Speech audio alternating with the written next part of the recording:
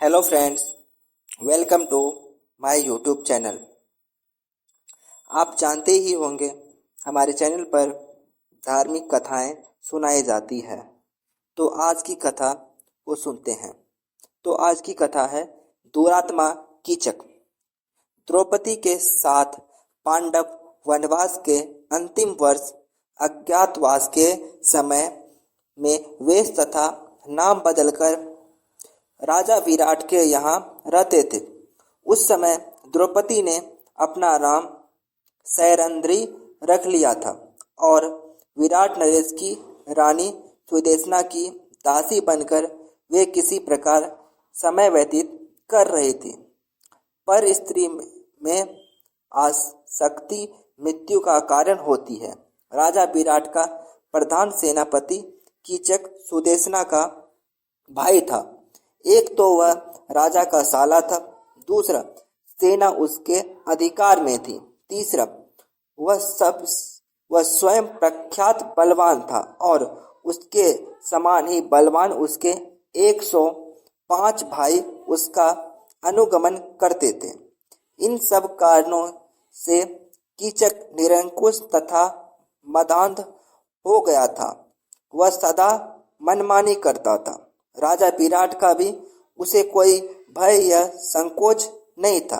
उल्टे राजा ही उससे दबे रहते थे और उसके अनुचित व्यवहारों पर भी कुछ कहने का साहस नहीं करते थे।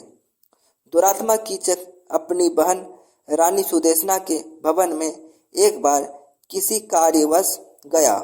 वहाँ अपूर्व लावण्यवती दासी सैरंध्री को देखकर उस पर आसक्त हो गया।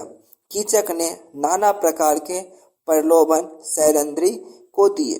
सैरंध्री ने उसे समझाया, मैं पतिव्रता हूँ, अपने पति के अतिरिक्त किसी पुरुष की कभी कामना नहीं करती। तुम अपना पाप पूर्ण विचार त्याग दो। लेकिन कामांध कीचक ने उसकी बातों पर ध्यान नहीं दिया। उसने अपनी बहन सुदेशना को भी तैयार कर लिया कि वे सैरंध्री को उसके भवन में भेजेगी। रानी सुदेशना ने सैरंध्री को के अस्वीकार करने पर भी अधिकार प्रकट करते हुए डांट कर उसे कीचक के भवन में जाकर वहां से अपने लिए कुछ सामग्री लाने को भेजा। सैरंध्री जब कीचक के भवन में पहुंची तब वह दुष्ट उसके साथ बल प्रयोग करने पर उतारू हो गया। उसे धक्का देकर वह भागी और राजसभा में पहुंची, परंतु कीचक ने वहां पहुंचकर राजा विराट के सामने ही उसके केस पकड़कर भूमि पर पटक दिया और पैर की एक ठोकर लगा दी। राजा विराट कुछ भी बोलने का साहस न कर सके। सैरंध्री बनी द्रौपदी ने देख लिया कि इस दुरात्मा से विराट उसकी रक्षा नहीं कर सकते। कीचक और दृष्ट हो गया। अंत में व्याकुल होकर रात्रि में द्रौपदी भीमसेन के पास पहुंच गई और रोकर उसने भीमसेन से अपनी व्यथा कही। भीमसेन ने उसे आश्वासन दिया। दूसरे दिन सैरंध्री ने भीमसेन की सलाह के अनुसार कीचक से प्रसन्नतापूर्वक बातें की और रात्रि में उसे नाट्यशाला में आने को कह दिया। राजा विराट की नाट्यशाला अंतपुर की कन्याओं के नृत्य एवं संगीत सीखने में काम आती थी। वहां दिन में कन्याएं गान विद्या का अभ्यास करती थी, किंतु रात्रि में वह सूनी रहती थी। कन्याओं के विश्राम के लिए उसमें एक पलंग पड़ा था। रात्रि का अंधकार हो जाने पर भीमसेन चुपचाप आकर नाट्यशाला के उस पलंग पर सो गया। कामाद कीचक सज धज कर वहां आया और अंधेरे में पलंग पर बैठकर भीमसेन को सैरंध्री समझ कर उसके ऊपर उसने हाथ रखा।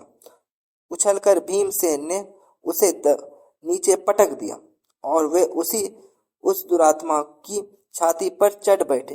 कीचक बहुत बलवान था। भीमसेन से वह भिड़ गया।